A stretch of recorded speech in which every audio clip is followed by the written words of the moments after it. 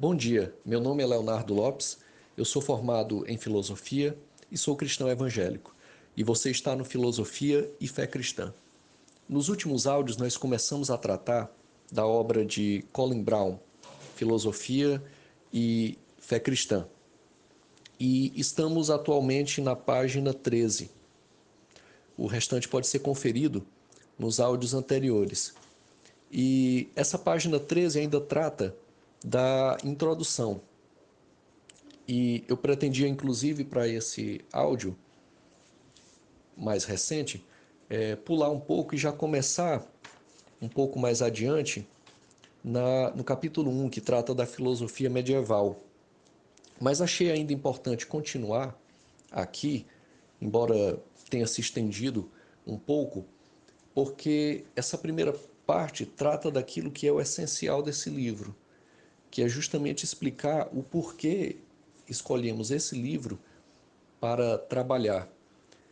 Porque poderia se tratar o tema da filosofia e da fé cristã de uma forma mais geral, mas esse livro, no meu modo de entender, é muito bom porque ele orienta e guia de uma forma muito coerente essa discussão. E ainda hoje vamos permanecer nesse áudio aqui na introdução e somente na página 13, porque ele dá algumas explicações muito interessantes sobre a metodologia que ele utilizou para escrever esse livro, que, como eu falei nos áudios anteriores, é um clássico. No Brasil ele começou a ser editado em 83. Essa edição que eu estou utilizando é da segunda edição de 2007. Muito bem. Então aqui na página 13 temos alguns parágrafos. Eu vou ler aqui o primeiro parágrafo e ele diz assim: embora existam numerosas histórias da filosofia secular, estudos pormenorizados de uma ou outra personalidade ou movimento e algumas introduções valiosas aos problemas da teologia filosófica, há uma grave carência de livros que procuram oferecer uma visão geral da história da filosofia até o presente e do seu relacionamento com o cristianismo. É isso que é o mais essencial neste livro de Colin Brown. Fazer uma retomada dos principais movimentos, pensadores, escolas filosóficas e, ao mesmo tempo, dialogar com o cristianismo. E como ele mesmo aponta, há uma carência em torno desse tema, desse assunto. Ele continua dizendo: e mesmo aqueles que abrangem parte deste campo parecem estranhamente alheios à reforma e à teologia bíblica, bem como à relevância de ambas para a filosofia da religião. Esta obra é uma tentativa de preencher esta lacuna. Eu notei isso de uma forma muito intensa quando fiz a graduação em filosofia. Por exemplo, aqui, como ele coloca aqui, abrangem parte desse campo, parecem estranhamente alheios à reforma e à teologia bíblica. Eu achava interessante que quando muitos professores na faculdade iam tratar de alguma coisa relacionada à reforma, quando tratavam, porque geralmente era um assunto que nem muito menos aparecia, ou quando aparecia era mais ali dentro da história da filosofia moderna, mas tratava-se a reforma enquanto um movimento ligado à questão do ceticismo anterior, que vem desde os gregos e que, quando chega ali, emerge em torno da reforma. E, ou então, os aspectos políticos ligados ali ao mundo germânico, sua relação com a Igreja Católica, a relação dos reis ali germânicos e, enfim, todos os aspectos políticos que estavam envolvidos, os aspectos sociais que estavam envolvidos ali naquele momento.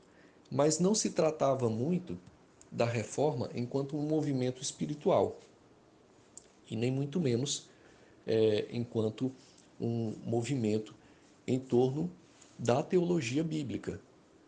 Porque dizer que aconteceram, que esteve presente aspectos políticos na reforma, é evidente.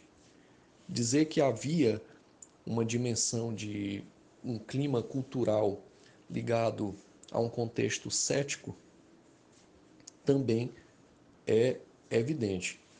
O próprio declínio da Igreja Católica enquanto instituição hegemônica, as reverberações que ocorrem em torno, por exemplo, do argumentações em termos morais, éticos, tudo isso é válido. Mas também se deveria tratar ali que Lutero, que fez emergir a reforma, foi profundamente influenciado pela epístola que Paulo escreveu aos Romanos, principalmente ainda no seu capítulo 1, em que é dito que o justo viverá pela fé. E aí seria mais do que pelo menos honesto que se tratasse em termos de mostrar esses aspectos teológicos. Porque sim, como foi dito, haviam outros aspectos, mas o aspecto principal é o aspecto bíblico, aonde Paulo percebe com muita, desculpe, Lutero percebe com muita acuidade a questão da diferenciação feita por Paulo entre graça e a lei. E por conta disso, também lembramos que a Epístola aos Romanos foi profundamente influenciadora de outras pessoas, como, por exemplo, Agostinho de Hipona, John Wesley, mais à frente, Karl Barth. Quer dizer, é, é um livro realmente que tem essa capacidade de inflamar e avivar a fé cristã. Então, esse era um aspecto que deveria ser levado em conta, mas não é o que se observa. Não é o que se observa.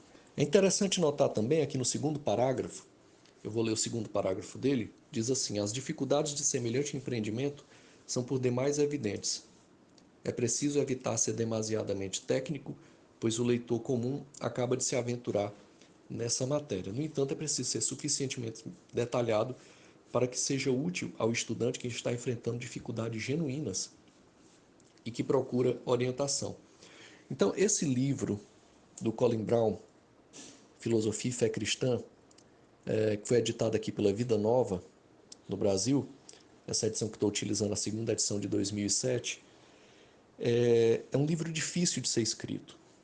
Por quê? Porque, por um lado, ele sabe que ele está escrevendo um livro para, vamos chamar assim, o cidadão comum, que tem uma noção de que o ambiente intelectual filosófico traz alguma influência à sua fé. Influências, ora, positivas, mas, no mais das vezes, deletérias para a sua fé, perniciosas. O cidadão comum tem essa percepção, essa intuição. E, ao mesmo tempo, ele não está familiarizado com o jargão técnico da filosofia. Quem já fez uma faculdade de filosofia, ou mesmo quem se aventurou aí a pegar um dicionário filosófico, sabe que muitas vezes parece que você está falando uma outra língua e começa a adaptar palavras que jamais vão entrar no cotidiano das pessoas, né? Ninguém anda falando ontologia por aí, nem epistemologia, ou vir a ser, enfim.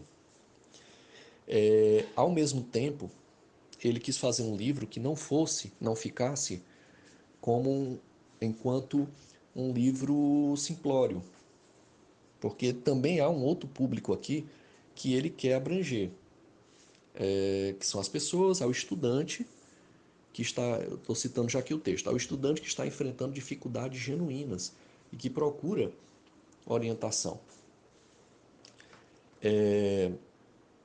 Muitas vezes, ou quase sempre, aquilo que é aprendido na igreja, quando você vai à escola ou à faculdade, em algumas disciplinas, em algumas matérias, você tem que se defrontar com algo radicalmente diferente. E aqui eu dou bastante ênfase na palavra radicalmente. Então, acaba gerando uma situação complicada. Você vai à igreja e aprende algo. Você vai à escola e faculdade e dentro de certas matérias, de certos contextos, aprende-se algo radicalmente diferente do que se aprendeu lá na escola. E isso é complicado. Então, como ele diz, existem aqui dificuldades genuínas e existem pessoas procurando orientação. E boa parte desses áudios que eu passo aqui são também nesse sentido.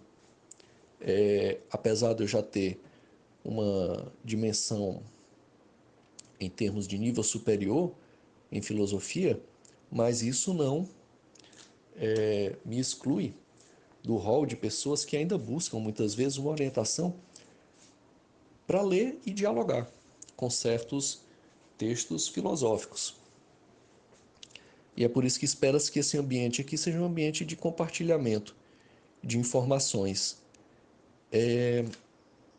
Há dificuldades realmente que são genuínas, e muitas vezes essas dificuldades não são sanadas na academia, por exemplo. Eu citei já em áudios anteriores, muitas vezes o estudante vai à academia, seja ao curso de filosofia ou algum outro curso de humanidades, e ele tem toda uma cosmovisão que vem da Bíblia. E de repente, ele vai encontrar ali um ambiente em que, como já se tratado em áudios anteriores, coloca essa dimensão da pergunta fundamental pelo real, que é uma pergunta que vem desde os gregos, enquanto algo que exclui as dimensões de fé ou as considera até mesmo irrelevantes e, em alguns casos, até mesmo irracionais ou mesmo infantis. E aí é como se ficasse cada um querendo dizer o que é o real a partir de um autor específico, de uma forma metodológica específica de se entender o real, o que, convenhamos, é uma grande torre de Babel.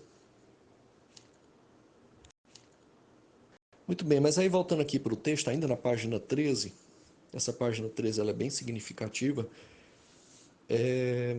ele diz assim: quer gostemos, quer não, não podemos deixar de formar algumas impressões globais e alguma informação e orientação é melhor do que nenhuma. Ele aqui está dizendo, bom, meu esforço é formar um livro que o cristão comum, mesmo aquele cristão que vai à igreja somente aos domingos, que lê a Bíblia, que é um bom cristão, honesto, que busca exercer e praticar da melhor forma possível a sua fé, eu estou tentando escrever um livro para que essa pessoa entenda como os problemas levantados na filosofia têm a ver e podem ser dialogados com sua fé. Ao mesmo tempo, ele escreve um livro para estudantes e também quer que esse livro tenha uma certa maturação das ideias para que não se torne simplório, porque senão vai fazer com que esse estudante não procure o livro. Como ele disse, muitas vezes os estudantes vêm com questões genuínas e ele quer também escrever um livro que tenha um espaço para que essas dúvidas sejam sanadas ou mesmo atenuadas.